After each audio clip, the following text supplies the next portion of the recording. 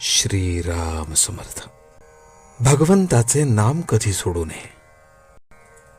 जगामध्ये सर्वस्वी खरे असे अस्तित्व एकच असले पाहिजे.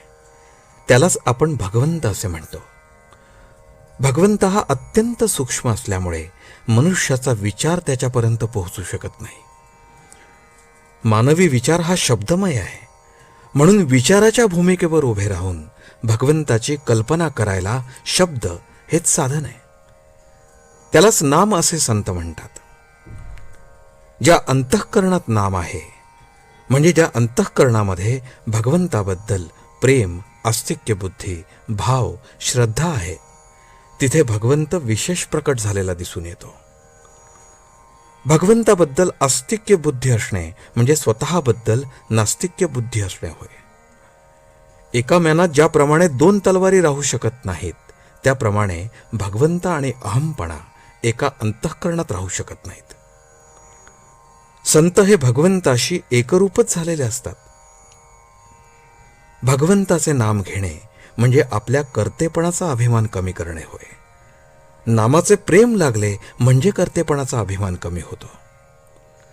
कर्तेपणा भगवंताकडे सोपवल्यावर आपली स्वतःची इच्छा राहतच नाही. जिथे इच्छा नाही तिथे यश अपयशाचे महत्त्व उरत नाही. कधी सुख तर कधी दुःख, कधी यश तर कधी अपयश हा प्रपंचाचा धर्मच आहे हे ओळखून आपल्या आयुष्यात घडणाऱ्या सर्व घटना त्याच्या इच्छेने आणि सत्तेने घडून येतात, अशी जाणीव ज्याच्या अंतःकरणात उमटले, त्याला भगवंताचे अस्तित्व खरे समजले. मी खरा नसून तोच खरा आहे हे सांगण्यासाठी जिथे मीच उरत नाही, ती खरी पूर्णावस्था होय. तिथे मी त्याला जाणतो हे देखील संभवत नाही.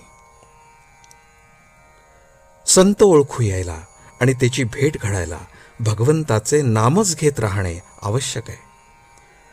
नाम घेत असताना सदाचरण कधी सोडू नये, नीतीच्या मर्यादा कधी ओलांडू नयेत, निराश कधी बनू नये, देहाला उगीच कष्ट होऊ नये. पण काही झाले तरी भगवंताचे नाम कधी सोडू नये. कर्तव्याचे फळ प्रारब्धाधीन असल्याने जे फळ मिळेल त्यात समाधान मानावे. किंबहुना भगवंताच्या सत्तेने सर्व सूत्रे हलतात, म्हणून प्रारब्ध देखील त्याच्या नजरेखाली काम करते. नाम घेणे म्हणजे सर्वस्व देणेच होय. मोठा अधिकारी आपल्या सहीचा शिक्का करतो. तो ज्याच्या हातामध्ये असतो तो मनुष्य त्या शिक्क्याने साहेबा इतकेच काम करवून घेऊ शकतो. हे जसे व्यवहारामध्ये आहे, अगदी तसेच भगवंताच्या बाबतीतही आहे. जे काम प्रत्यक्ष भगवंत करतो तेच काम त्याचे नाम करीत असते. आजचे बोधवचन.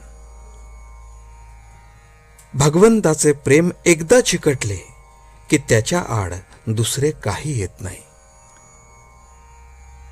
जानकी जीवन स्मरण. जय जय राम.